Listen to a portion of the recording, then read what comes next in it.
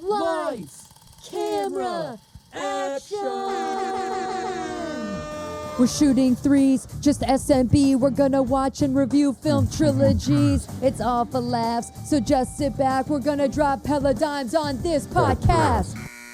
Welcome back to Shooting Threes. We are here at the end, question mark, of our Matrix trilogy. I mean, we're under the whatever it's called. As of today, it's no longer a trilogy. Yeah, Resurrections is out. It certainly, most of you probably will have seen it by the time this airs, but it came out yesterday and cut us some slack. Yes, I am one of your hosts, Sarah Griffith. I'm the other one, which is how I prefer to be referred to. The other one, and my name is Bridgett Greenberg. Fabulous. Welcome back. Welcome if you're just joining us. I obviously have not seen Resurrection because I had to see this movie, which is why I was like, we got to do this episode immediately. Yeah, I also haven't seen Resurrections yet, despite having seen all three of these movies in the past. I remembered nothing about Revolutions at all. Yeah, I guess to kick it off, I will say that in the last few weeks, there's been a lot of people obviously revisiting the trilogy, obviously getting excited for Resurrections. And this is a movie, first of all, I can never remember the name of. And second of all, I really, even now, don't hear people talk about this movie too much. Yeah. Do you understand why? And now that I've seen it... Okay, I just watched this. I'm fresh off of a watch for the first time. Yeah, I definitely know I need to sit on this a little bit more. Yeah. Because I didn't outright hate it, and I wouldn't outright say it's bad. It is just not at all what I expected. And quite frankly, I kind of left The Last Jedi feeling this way, and that's a movie that I saw it a second time, and immediately the second time I was like, oh, okay, you know what? Now this is clicking in. But because this was so radically not what I was expecting, I don't really even have much to say. Actually, yeah. I mean, this will be a 30-minute episode. No, I am someone who likes The Last Jedi. We're pro Last Jedi. Where this is a pro Last Jedi podcast. Take that as you will. Some people probably exited out right now. Yeah, we've lost everybody. We've lost everybody, but I don't think this movie holds up to scrutiny as well as The Last Jedi might. Oh, I don't mean it's not a one-to-one comparison. I mean, the feeling I have right now is similar to when I left the first time I watched Last Jedi, which was, is that what I want?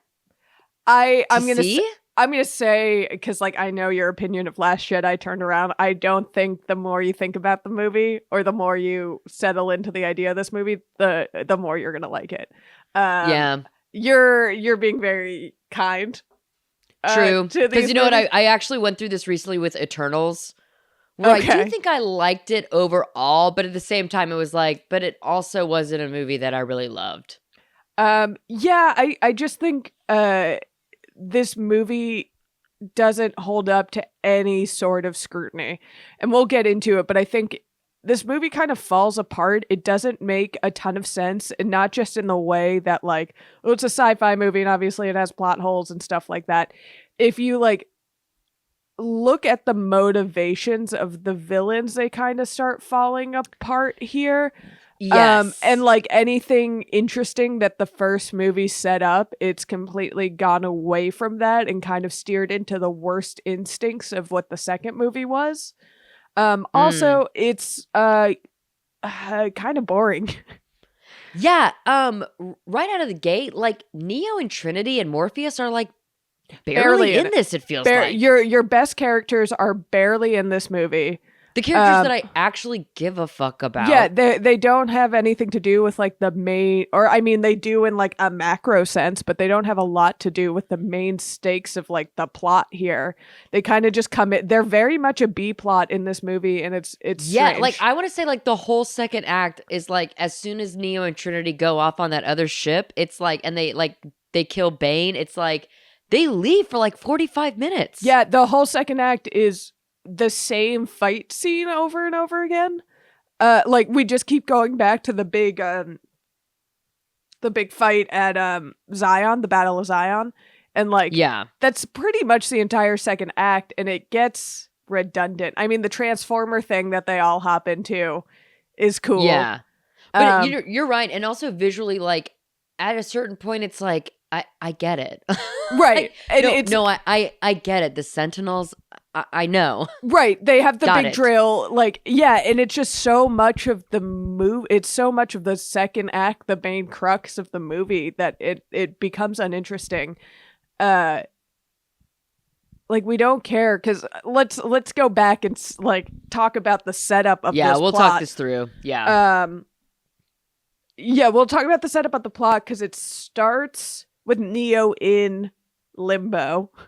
Which I will say, the first like 7 minutes of this, I was really engaged. I was like, oh, wow, okay, this is very interesting. They start off with an interesting idea of like Neo is in limbo. He got stuck between the Matrix and the Source.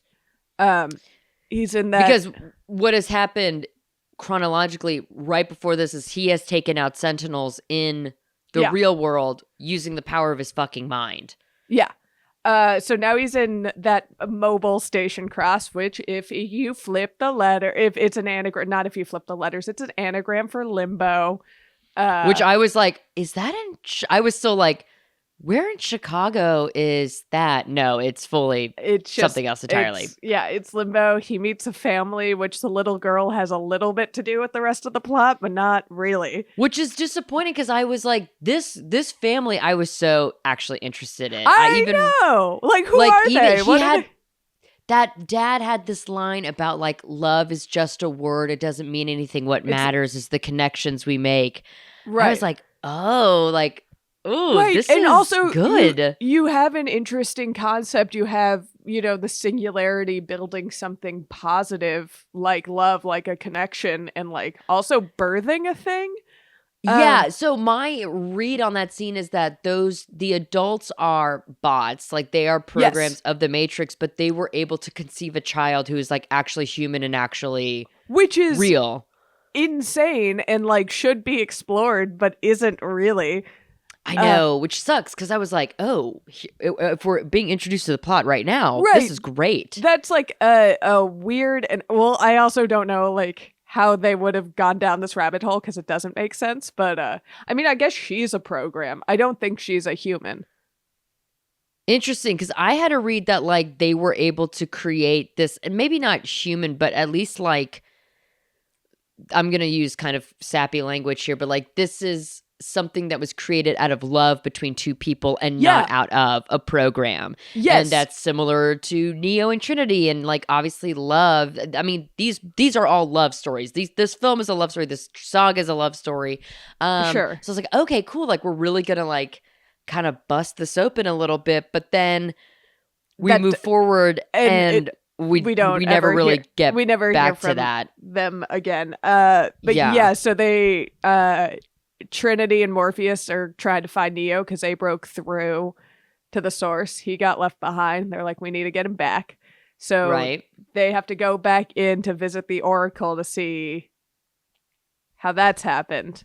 Yes, I guess they're going to the Oracle for the answer of like, where is Neo? Yeah, and Oracle is now in a new body. Which I will say, I kind of wish... Mary Alice is great. The actress playing the Oracle. She also has a connection with the previous actor who played the Oracle, and she worked with Lawrence Fishburne. I do kind of wish they had just like radically recast the role, because it felt a little bit like a replacement, which I know was not their intention. I know they're not trying to replace this other actor, but I think it would have maybe made a little bit more sense if it was like somebody visually completely different. To kind of like, I don't know, the Oracle could be anybody. This is how we evolve in this. But I mean, the woman they have is Mary Alice. She's great. She does a really great job. It just was something I had to overcome a little bit of like, oh, so they really are just like kind of filling in a and I don't want to use the word replacement because I feel like that's disrespectful, but that is kind of how it felt, which I know that's not their intent. That was not the intent, but yeah, I see what you mean. But yeah, she basically tells them that Neo's stuck in this limbo and they gotta find him. And Neo thinks he can fight his way out, and you get that scene of him like running around the train station, but then Trilogy just shows up. Yeah, again, that's like, I was like, oh, this is interesting, but they got there so easily. So in order to get to Neo, they go to the Merovingian. Oh my God, what do they call Merovingian? Merovingian. The Frenchman. Yes. Because he wasn't allowed on the train. He fights the train guy. Yes, I do. Oh, God damn, I do love a Matrix rave. I fucking love it. I absolutely love it all the time. Have we ever seen? Because normally when we go to these leather parties, they're within the Matrix. This one is. Oh, I guess it's not in the source. No, they had the Zion rave. Which was Zion like a little rave, bit more Yeezy rave. I would say the Zion rave was definitely more piano house, dance music.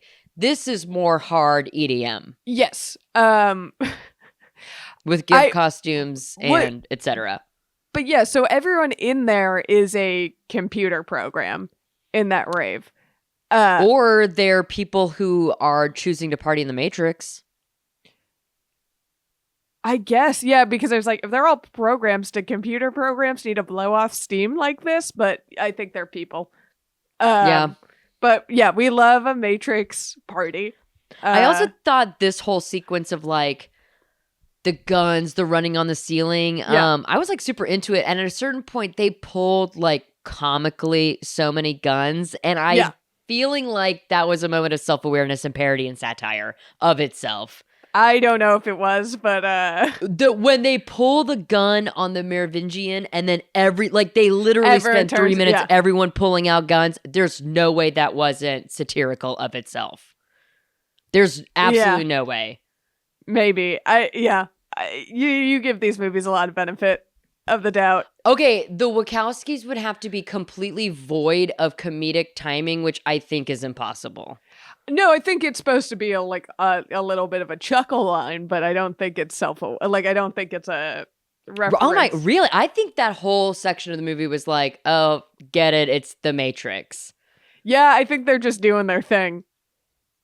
I don't think it's that self-aware. I think it's just doing its thing. But not self-aware in a way that they're like poo-pooing on their own work, but self-aware in a way that is like, yeah, baby, I think it's just like the Matrix. Yeah. I guess it's just like the vibe. I think it was just like a settling into the vibe. Like we're back at a hardcore party, but we don't stay there for long. Is why I'm thinking it's like, yeah. I mean, because it's pretty. I don't know. This whole part is pretty. It seems. Like there could be something happens cool. Quick. They're only there for like 7 minutes. It happened so quick, and I was, I remember thinking like, oh, this is what the movie's going to be. They're trying to get Neo out of the Matrix, and then he's gonna, help stop the Battle of Zion. Exactly. And that's not at all what happens because the Merovingian is just like, yeah, sure, go ahead. After some back and forth, and Trinity just shows up and rescues Neo, from limbo. They just get out of there. And that's it. That's the business is done. They have Neo. Yeah, that's like the first. It's like right. I will say now, and this is definitely 2021 eyes looking at this because back in 2003, I never would have had this thought.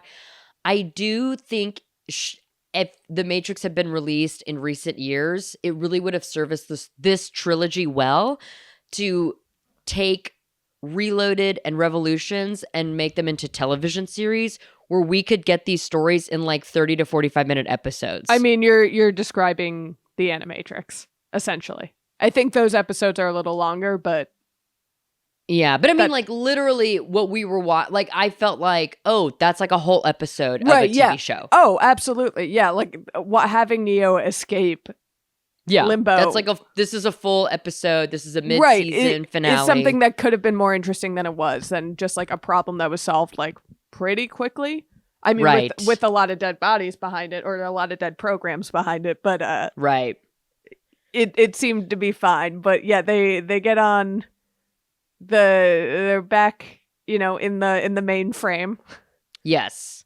We also have Bane, who is the human that Agent Smith was able to slurp inside of in the last film. Sure. Yes. I twice while I was watching this movie, I looked up that actor on IMDb because I was like, that is Hugo Weaving in some kind of yeah, they do a good job at getting people who look almost like Hugo. So, well, even in his eyes and the performance he's giving, it's such a respectful impression that it is enough that it's absolutely, this is its own person. And there's to me, performance of the film is that guy, because Bane is great.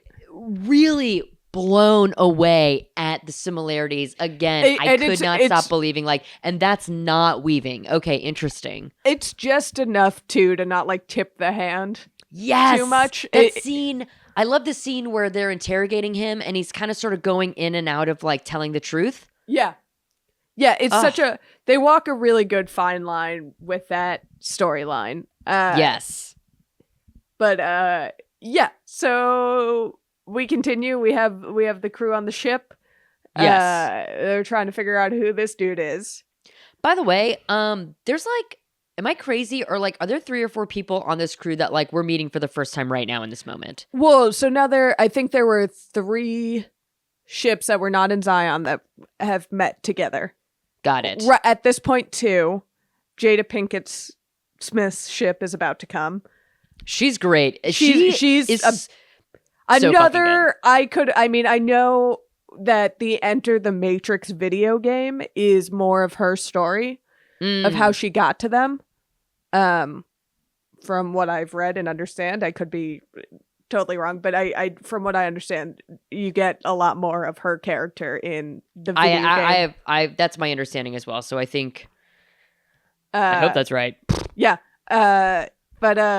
Yeah, she's great. She's so cool how she pilots that line. Her performance fits so well into the kind of almost emotionless world of these actors. Ugh, I just found her she's so a badass and so beautiful on camera. Beautiful, oh my God. and a badass, a total badass in these movies.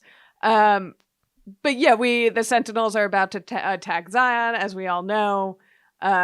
Which, by the way, that premise in and of itself, I am interested in. It's kind of impressive how this movie made me not interested in that. Yes. Well, because we've been hearing about it since the second movie. The second movie was them preparing for this attack. And now I kind of thought this movie would take place entirely in the mainframe, actually, just given the fact that, I knew this was coming up. Almost. Yeah. Which is funny, because then in this movie, I'm like, I kind of wish we were in the Matrix a little bit more. Yeah, so they get locked out of Zion, and they have to fight back. That's when they're like, well, no one can pilot that, underground line, and Jada Pinkett Smith is like, I can. And I think that's where the video game comes in. I think the video game action is you going through that line. Okay, interesting. I think. And so they're going to do it while Neo and Trinity are just off having their own adventure trying to find Deus Ex Machina. Yes, because Neo says, I know what I have to do. Yeah. He's got to go. Didn't they literally call it the Machine City? It's Machine City, yeah. Perfect. Keep it simple. Also he visits the Oracle. And yes, I was going to say, I think we kind of skipped that a little bit, but he has a visit with the Oracle. Yeah. Sorry, doesn't she just say kind of much of the same? I mean, again, every visit with the Oracle becomes very samey in that she tells you information. She confirms information you already know and confirms other information by not saying things.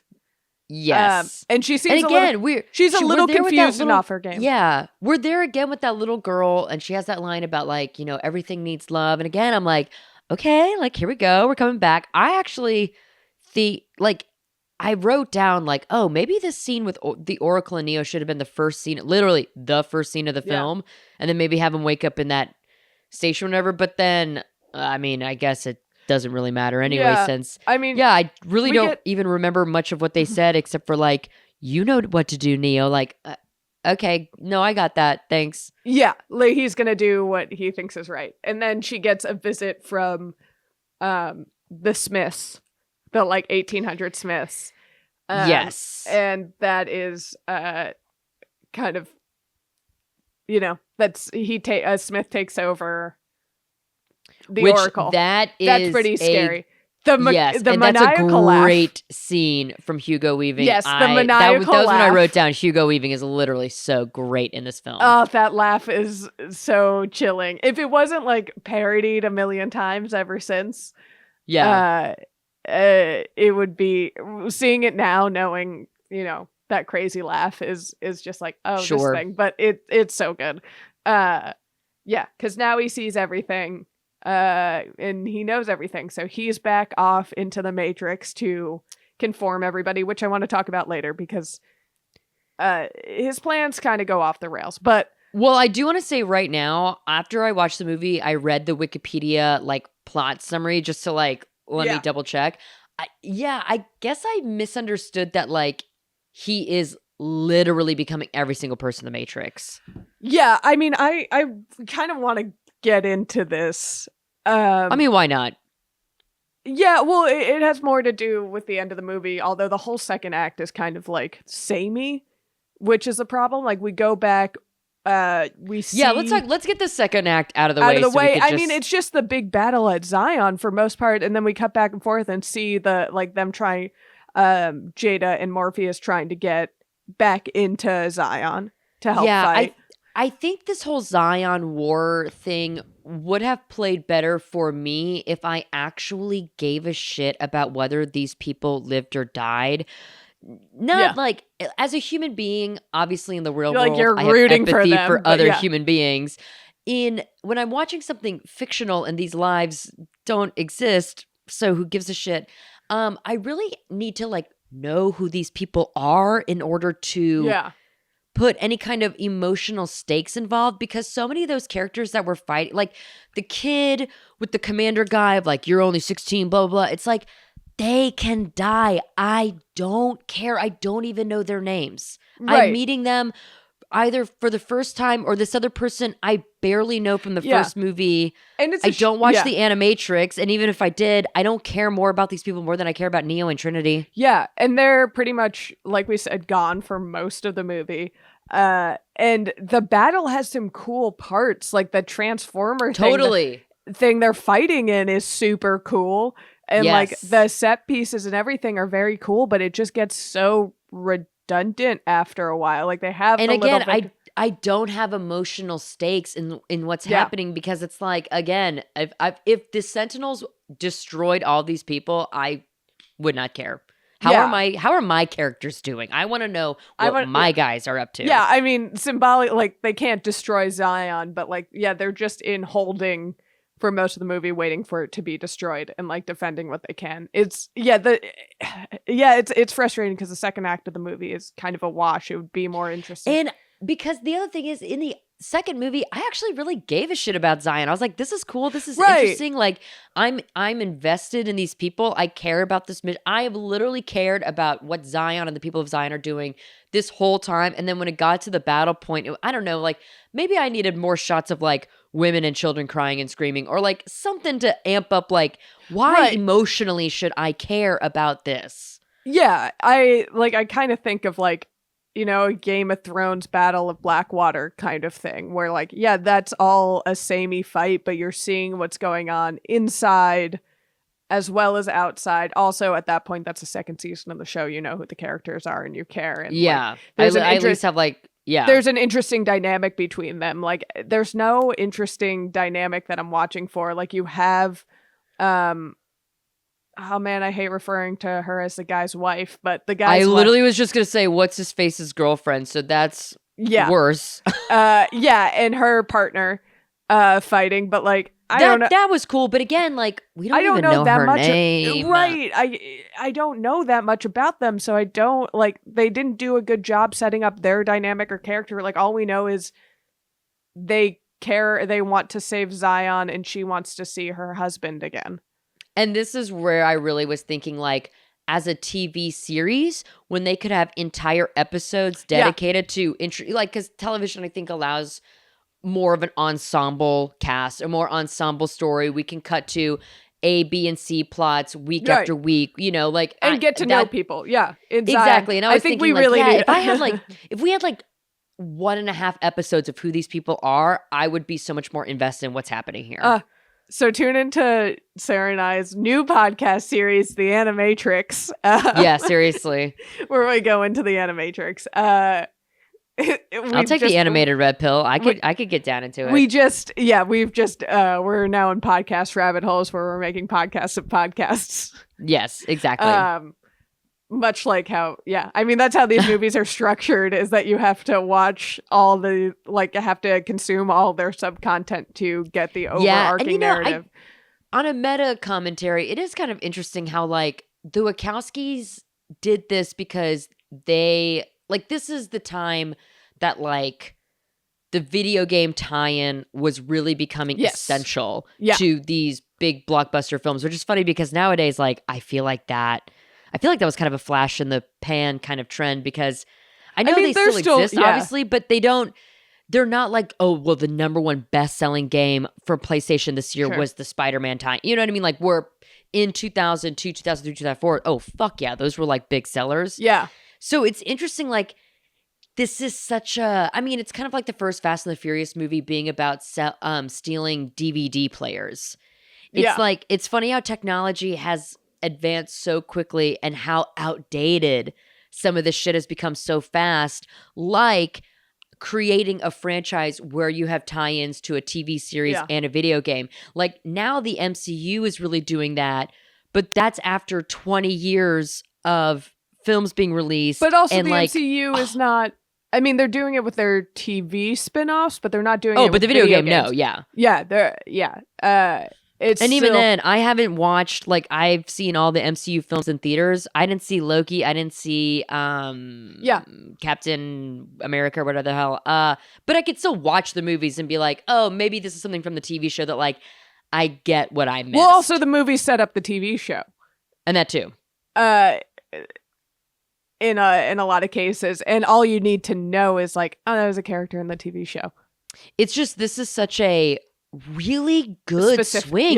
It is a good swing for them to have done this, but it's just such a miss. It creates a very involved fan base, but for people who just are movie people or to create a wide fan base. Well, to be watching this in 2021, I don't even know where I could find the Animatrix. I'm sure maybe there's it's somewhere. I do. YouTube I am pages. gonna watch it now.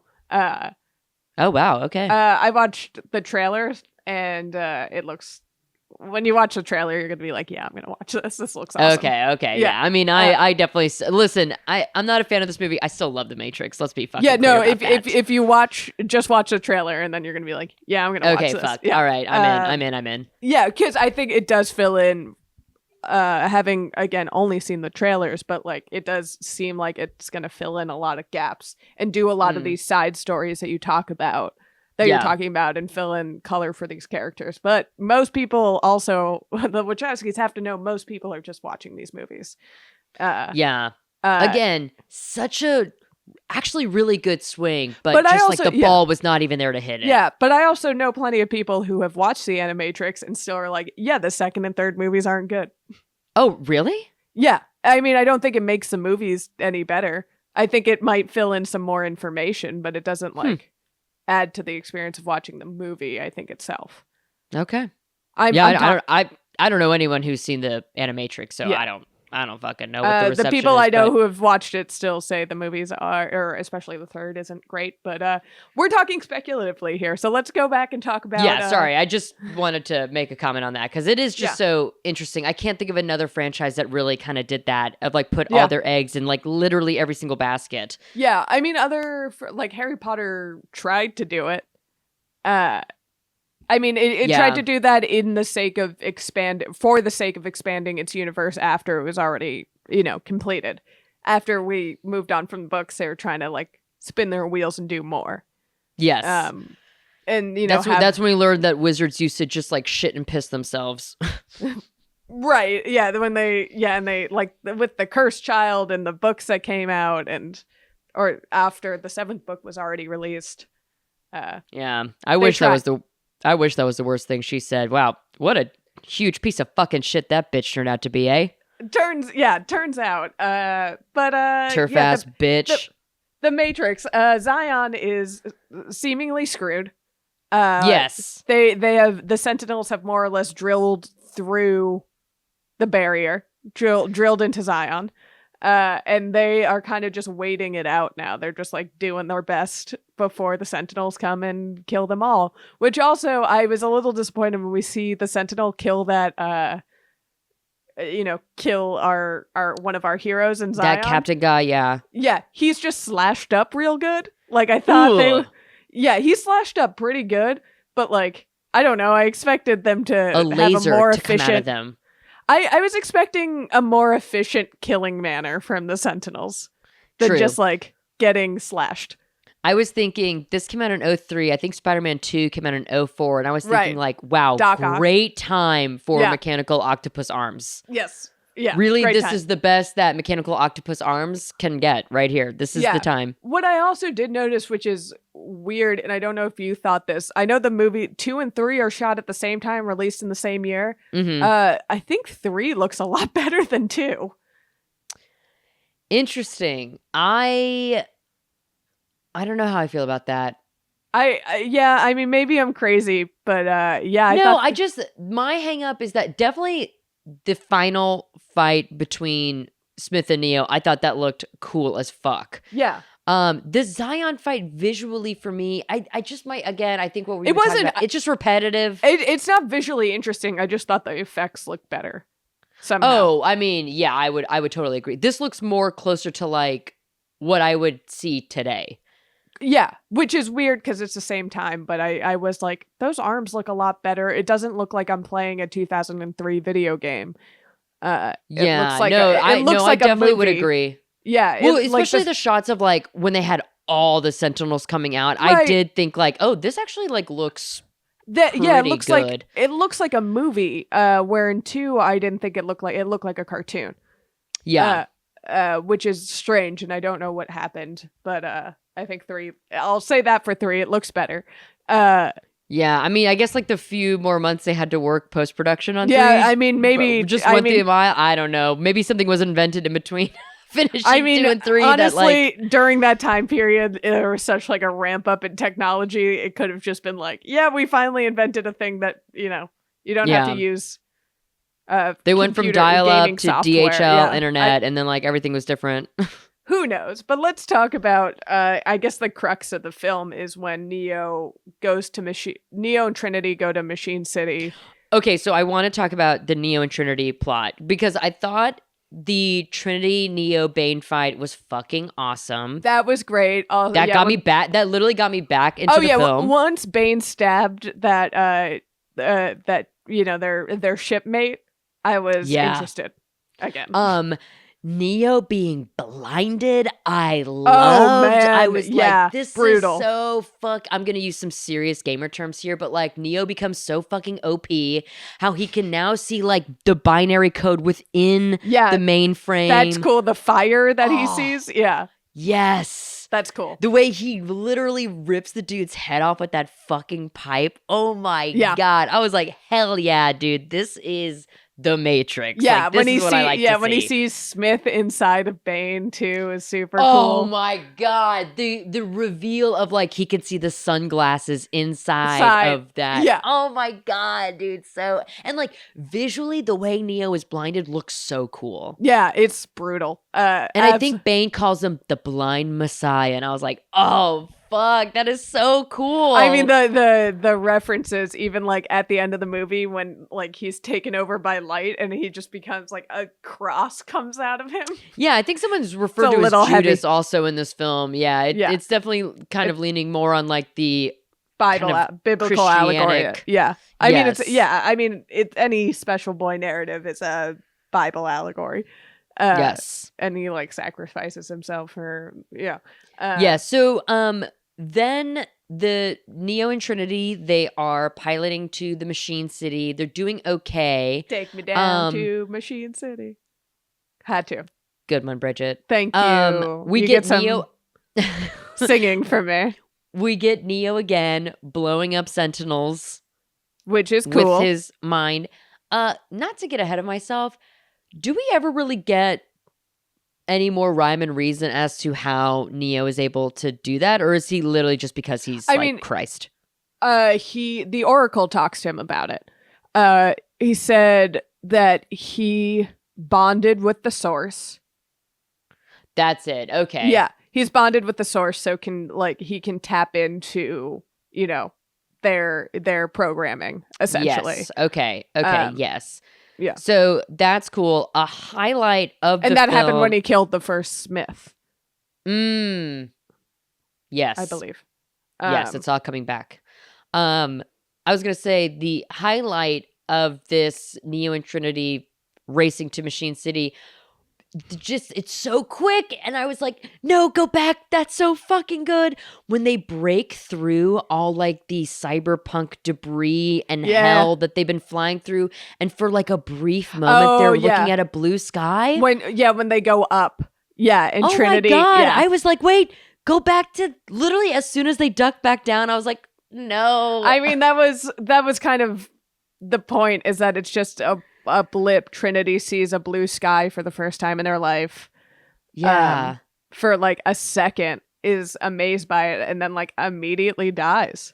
I thought there was going to be something more in the sky that that's actually the answer. Like, it's been a lie this whole time. No, I don't know. You know, because like the architect in the other movie kind of sets up this idea of like, no, this is all a bunch of bullshit. I create Zion and destroy Zion periodically. And like we have like this idea that there have been other humans and other civilizations that have come and gone. I don't know. When we broke through the blue sky, I thought like, oh, maybe this is I don't know. I think it was the first time Trinity saw, I mean, as far as we know. Yes. I know an actual real sky. Yeah, something real. And I think she's like, this is what I'm fighting for. This is what's worth dying for, is this like beautiful reality. The what could be. Yes. So I think it's kind of nice that we only see, she gets it for a second, and then, you know, I guess meets her demise. I guess my issue, or not issue, but where I was like, I don't know, like I had like an inhale and then a disappointed exhale. I don't like that she dies in this film, and I don't like how that goes down, actually. I don't love how it goes down. I like the like getting the glimpse of the blue sky. I don't like her. It's a really nice moment. Yeah. But I just don't think, like, Neo literally rewrote the whole script in the last movie when he chose to save Trinity over saving like the entire universe. Yeah. And then so only after for her she to die. dies, it's like, so what's the motivation now to do right? fucking Yeah, anything? it's a little because he's like, well, then what are you fighting for? I guess he's still like fighting for humanity. He's got nothing left to lose now, but like, and I think this goes back to an earlier issue of mine, which is like, in this film, I actually like stopped caring about Zion. So when Trinity dies, it's like, okay, so like, what the fuck? Like, I don't give a shit about anything else now. I mean, yeah, it sounds shitty, but like, yeah, they go a little too macro, I guess. That like, you I would agree. I mean, like, obviously you care about humanity and you want the humans to survive, but like, yes, you know, the story is ultimately about these two. So like, yes, when that goes away, you're only left to care about the like loftier idea that you're emotionally connected to, but you're not dialed into it as much as you are about the story of Neo and Trinity. Yeah, I just stopped caring, and I just only kept watching the movie because I was like, well, I need to know how it ends because I'm making a podcast about this, and I'm curious to see how it concludes. But like, again, like this movie, just so many times emotionally, I just completely fell out of it, and they put the stakes in weird places. Yeah, I guess is ultimately what it is, and they don't make a good calculation about what their audience cares about. Especially when I have now fully been red pilled into looking at this as like, no, this is actually a love story, right? But then we get to here, and it's like, oh, but well, where's the love now? Right, and that's how they start off this entire movie, is talking about love. And then Yes. and I mean, I get like, and that's what we're fighting for, and you have like little love stories in throughout, but like, I don't know, the main one is done now. And and we love still have is to what save love and is we what still have to separates save the us world. from the Yeah. machines and the bots. Like, this is about like who we are as humans, Yeah. what is unique to the human experience. Well, that's gone now. Yeah, And even the fact that Neo is blinded and now he can only see the world through like that Matrix Machine, lens. It's like truly like, oh, okay, I guess like we're just not gonna they be humans kinda, anymore. right, they kind of take away his motive. I mean, he's still But everybody else it's- is falling in love in Zion. Everyone's got a fucking girlfriend in this movie. I know it's weird because he does care about saving the humanity. Of course. But yeah, I mean, the thing we're really dialed into is now gone. But I do want to talk about. So he goes and meets Deus Ex Machina, Yes. the main machine. Which that And- also I thought visually looked pretty good for Yeah, 2003. yeah. Like that was all right. I totally agree. And they basically make a deal, which was Neo's plan the whole time, saying like, look, Smith is a virus that's gotten out of control. And I will go back and defeat him for you if you pull the Sentinels away from Zion and let Zion live, and brokers a peace deal. And I do like the scene. I mean, the scene that ensues and like that scene is cool, but it doesn't make sense. Like I think it falls apart here, and I like hope this doesn't come off as like nitpicky and like, yeah, all sci-fi stories kind of have these holes, but like I truly don't understand. So he goes back to fight Mr. Smith. We go back into the Matrix and we see Mr. Smith has taken over everyone in the Matrix. The virus has like done its job and conformed to everybody. But don't they need the people in the Matrix to be their batteries to power the machines? Why would like his take over everybody plot doesn't really do anything for him. It's not good for him. And like why would his plan and the machine's plan deviate? Well, I actually understand this now better since you've said that, because it serves the interests of the Sentinels and this Deus Machina to get rid of Smith.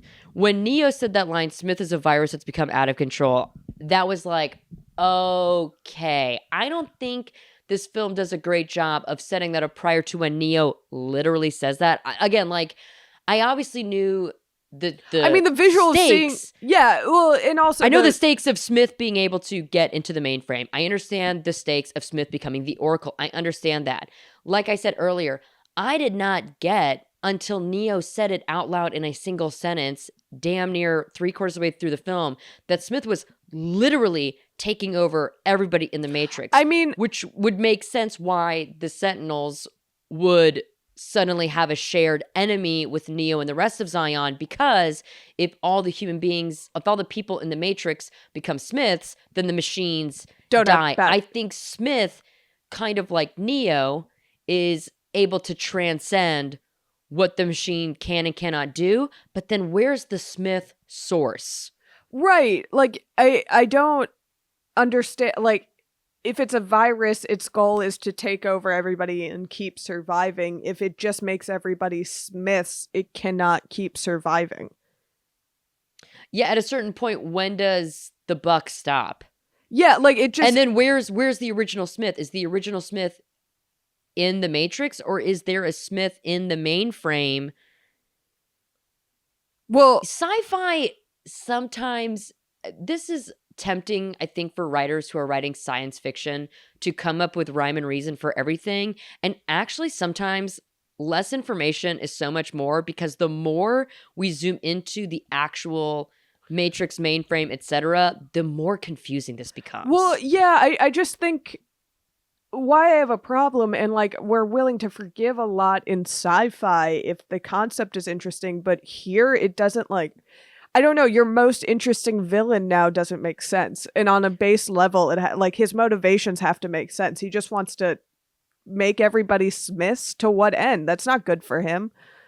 Like he is. Yeah, I don't understand why what's the motivation? And so then why are we fighting Sentinels for so long if there's a common enemy that's going to take them out anyway? Yeah, it because just that is compelling. That is compelling that Neo says, "Hey, we have the same enemy, and we need," like that part of it. It's like I'm on board with. Right, but that could have. Yeah, what do we do to get to that? Yeah, it's weird, and I just like I was thinking that whole end fight. I'm just like, so what is the goal if Mr. Smith does defeat Neo? Then what happens? Also, how come nobody else cares about this except for Neo, seemingly? Right. It kind of like falls apart. And I'm like, this is your most interesting villain. Like more than the Sentinels. We know what they're... Absolutely. Like we get the stakes of the singularity and in that whole fight that's been going on for decades. Sure, that's interesting. But like the Mr. Smith being a virus, and that's a villain we've been following. That's our main antagonist.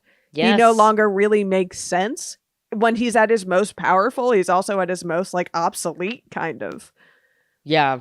Then I'm just like, what happens? Because it is like, who gives a shit about what's happening in the Matrix if we're all going to be dead anyway? Right. Like, yeah, and what happens if he wins? Like, what am I rooting against if he wins? Then everybody in the Matrix is already a Smith, which they already are. Yeah. I mean, I guess Neo can defeat them and like break them out of that shell, but like, I don't know.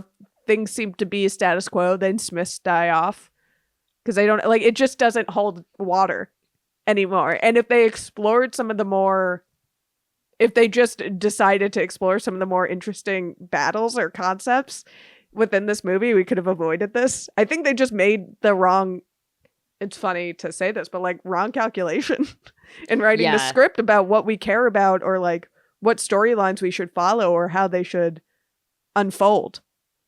Yes. They just like made weird choices in like continuing to tell this story. Yeah, I think it was like we either need to be in the Matrix for the majority of this film or we need to be in the mainframe for the majority of this film, and we need to decide, well, what is the story now? Is it the story that's happening inside the Matrix, which is the Smith story, which I think is what we've been following this whole time. Which is cool, and you could do that in another way. Yeah. Yeah. Or we need to completely pivot to a Zion story, which we need like a lot more information about in order to really care. I mean, I think either could work. There's compelling stuff. Yes, absolutely. In both, but I don't think they take the bait. They kind of hedge the bet and kind of tell a surface level of both, which either makes it not compelling or not make sense or both. Especially when you consider we only went to Zion for the first time in the second movie versus in the first film.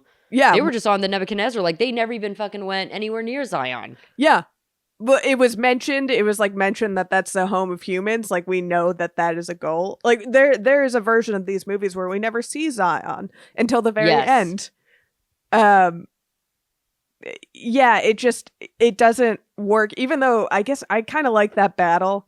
Their Superman battle, as silly as it is. No, I was actually super into it, and I kind of like the fact that they just went full throttle, like, they fly, Superman, they're invincible, they can't be defeated, and I'll allow that because I have seen 2 films prior where Neo and Agent Smith have been at this kind of craziness caliber.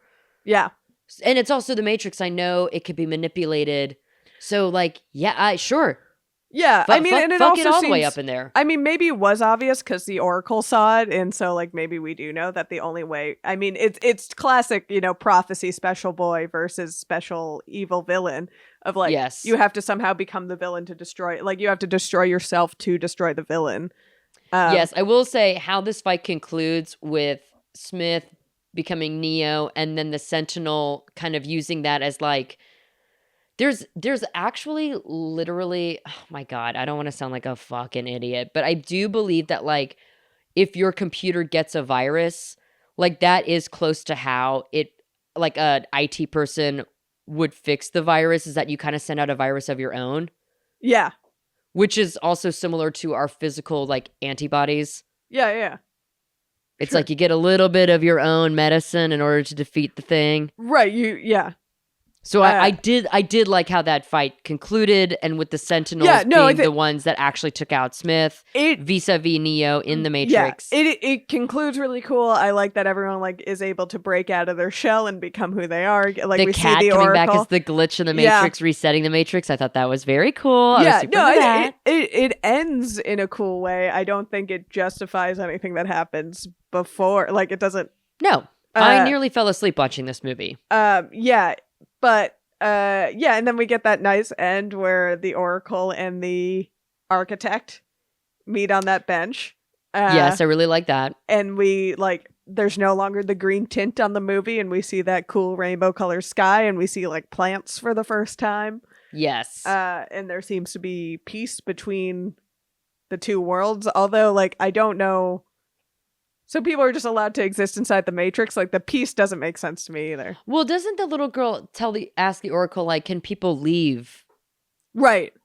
There's still like I kind of like the end of this movie. Kind of sounds like the Oracle is like, oh, everything is the same way. It's just more peaceful now because we've gotten rid of this virus. So that's true. So people can like leave if they want to, but it won't be like, we're fighting a war. Yeah, we're not recruiting. Bad. Yeah. So, which again, then like, especially why would you leave?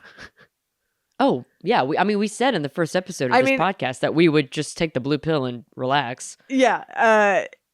It's still, I think you still set up the same thing because they're in the Matrix. It's a little better now. I don't know. Is it better or just the same inside the Matrix? I guess if you go into the source, if you choose to get out of the Matrix and go into the source, you just kind of like see the shitty world. You don't have a purpose inside the source. Yeah, no, I guess there's really no reason to. Yeah. Unless you see it, because like we'll still have special boys and girls who can tell we're in a Matrix and choose to leave it. But yeah, you know what? Even though it's crazy because I know once they wrapped up this trilogy, it was like, we did it. We're done. That's it. Yeah. And now we're staring down the barrel of a fourth film. And actually, even though this movie kind of winded me, I can't wait to see Resurrections because to me now it's like, that is okay. Now I'm interested. I was wondering how you're going to feel. I know these people are back. It kind of seems like from the trailer, no spoilers because obviously I haven't seen the movie yet. I haven't seen it either. Yeah. But just based on the trailer alone, like Neo and Trinity kind of meet for the first time again, and there kind of seems to be like a resurrection of the Matrix. Like now I actually am really excited to see like, okay, so yeah, how, because I feel like I leave this movie and I say to myself, done. Yeah, well, no, not, but like, okay, so what? I don't know. I feel like watching this, there's not a satisfying ending because the Oracle even says like, oh, Neo could still come back. Oh, people could still leave the Matrix. Like, okay, well, now wait a second. Sure. I mean, it does because it's unclear where we leave our hero after. Yeah. He's fought. Like, it's unclear what happens to Neo now. Morpheus kind of sounds like he seems like, or maybe it's Niobe who says that thing about like Neo, wherever you are, blah, blah, blah. Right. Yeah, it is her. And Niobe. No, but and I don't. Morpheus. To me, this seems like a movie that ends with a setup for a sequel readily available. So it's kind of interesting to think that like there was a time where no, this was definitively the ending. They could. I have a lot of. I'm curious about the fourth. I will say, watching this now, I'm like I don't know. All the movies have gotten progressively Bridgett, worse. I'm sorry. You're just out. You're just out because if you didn't like the second one, I think you're out, dude. I like the second half of the second one, but yeah, the setup. I mean, I'm gonna watch the fourth. I'm interested to see how they pick up. It looks like they reference the first movie more than anything, at least based off the trailer. So I would like to see a reset of this universe and this. Well, conflict. they've also had a few years to. Yeah. No, and I would like to see them kind of reset this narrative and maybe tell a more interesting overall story with it. But I don't know. This movie bummed me out, and I was like, I'll see it. But weirdly, even it lowered my hype. I know. I'm all in, and even though this movie winded me, and like I said, like I'm kind of still settling with it. By and large, I don't think I like this movie. I don't think I'm going to one day come to like oh, I like this, but maybe I can come to a sort of like, you know what, I get it with it. Maybe. I mean, what my experience is, I watched it, I've completely forgotten everything about it. And then well, again, this rewatched movie in general kind of seems to be forgotten by everybody because, like I said, what I've seen is that a lot of people have been revisiting The Matrix, obviously, and Matrix Reloaded, obviously, but this is the movie that like I've never even heard anybody say I've seen the third Matrix movie. Like it just seems forgotten, and I understand why. Because it's just like I completely forgot. Like happens. it was basically a new movie to me when I watched it. I remember scenes, of course. I remember images from the movie, but like before rewatching it, if you asked me to describe what happened, I would not have been able to tell you. I'm still barely able to tell you. But, no, like I said, I fully read the Wikipedia plot summary after this because I was like, I need to make sure that like I understood what I just watched. I mean, I'm sure by the time this comes out, we will have watched it and formed opinions, as will you, audience. And I mean, I will say what I hoping love for the best. Yeah, because I love the first movie. Oh yeah, of course. But I will say this, two things. One, in my opinion, as a connoisseur of different and various franchises. Yes. What is kind of nice about a first film that is great and then sequels that kind of go in different directions is that like you can take and leave the first Matrix. You could take it and then leave the others behind, or you could take it and walk with the rest of it. Yeah. The other thing that I will say about all of these movies is that every time I have finished watching a Matrix movie, I have thought to myself, I really want to read long form articles about what other people are saying about this movie.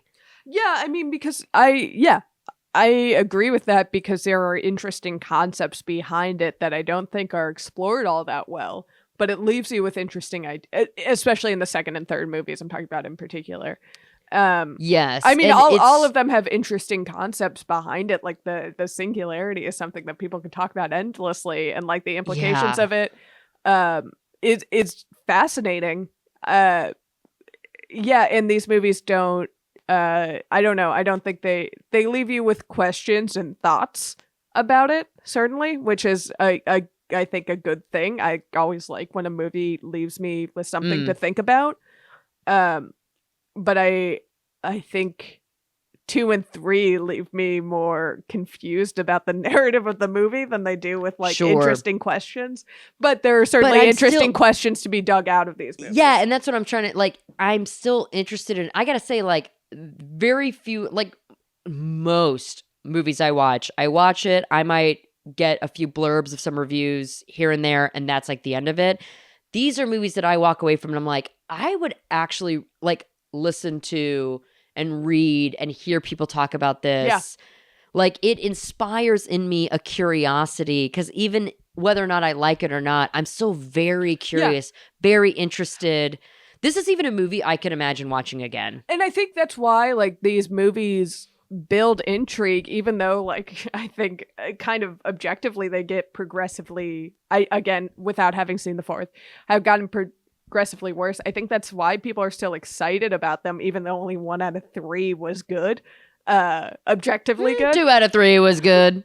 I'll just talk about the general consensus. Bridgett, I have to say, I don't know what Matrix deniers you're around, but I know more people who love The Matrix than don't like it. I mean, I still like The Matrix because it's still an interesting series. And I think that's what, that was the point I was going to make, is that it's still such an interesting world to go into, which I think is why, like, even if you don't love 2 and 3, you're still intrigued. You're still like, yeah, I'll revisit this world because there's so much to be dug out of and so many cool like thought experiments to be had.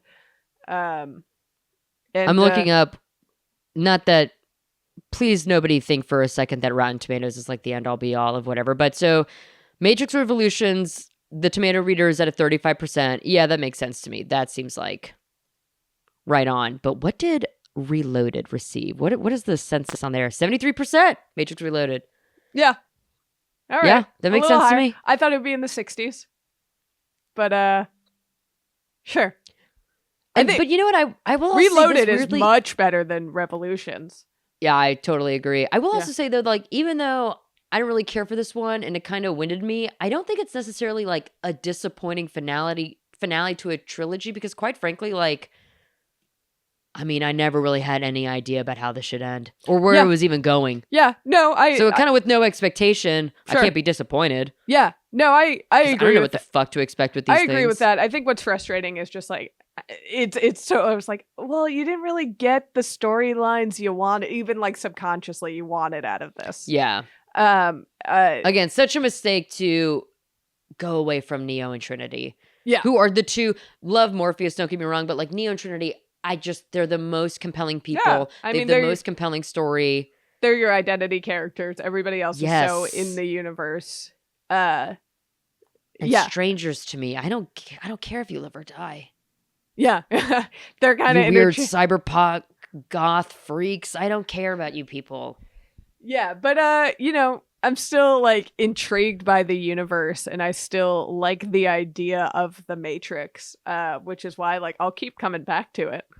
And I know maybe you can't judge a book by its cover in this way, but the Resurrections trailer is The full length good. trailer is good. The last trailer they released, I remember the first snippet that came out, I was like, I don't know. And then yeah, whatever theatrical trailer came out that we saw, I was very excited about. The one that uses the Jefferson Airplane song. Yes. Is such a good trailer. Oh It my is. god, such a good trailer. It is. So yeah, we'll watch it. But this is the question. I don't think we can talk about the fourth one on this podcast. No. Because the very reason we poo-pooed Jaws was because we can't say it's an honest trilogy. This is even pushing it actually to do The Matrix. I mean, yeah, we did this because we knew there was a fourth one coming out and we had to up the timeline on it. And it didn't work out, much like any time we try to put a timeline on a movie series. I mean, I remember when I was going to watch The Fast and the Furious in 2020, but you know. Yeah. So maybe we got to stop doing it. Hey, they postponed the John Wick 4 shooting, so. Oh, fabulous. So maybe we can do that one. Just go from one Keanu to another. Yeah, I mean, we'll have to announce whatever our next trilogy is. Oh my god, I was supposed to maybe think of one, but you'll hear it when it's the holidays. You'll hear it when you hear it. Is what the next trilogy will be. You know, maybe we could do Resurrections live like we did Hobbs and Shaw, but you gotta watch it live because it won't be on the feed. Yeah. Maybe. You should stay. Maybe we can make a website and make a binary code, and if you figure out the code, you can hack into the Small Beans Patreon, and then you can listen to the fourth episode. Okay, No, I don't know. Sarah's gonna work on that. Sarah's gonna start. We'll coding. brainstorm. We'll brainstorm, and with that being said, you should follow us on the socials to see where that brainstorm leads us to, because we'll definitely do some form of content. Yes. Around 4. If only me key smashing and posting gifs of like Resurrections. Yeah. I'm really excited to see this movie. I don't give a shit. Yeah. Whatever I just watched today, fine. I don't care.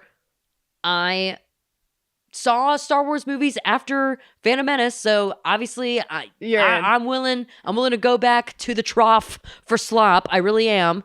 But I don't think Resurrection is gonna be slop. I'm actually really excited. I think I'm gonna like it a lot. All right. Well, we'll watch it. We'll let you guys know what we end up doing with that. If only to get to see Carrie Ann Sarah Moss and on I the no big longer screen just again. watch movies in a vacuum.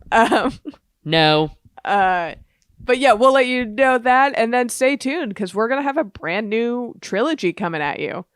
Yes, and you can more friends. You can of course, if you love the show, you want to hear these episodes early, become a patron. Small Beans, check us out on Patreon. If that's out of the question for you right now, also cool. You can tell a friend, or you can leave a review. You can rate, subscribe to the Small Beans feed. That's super helpful.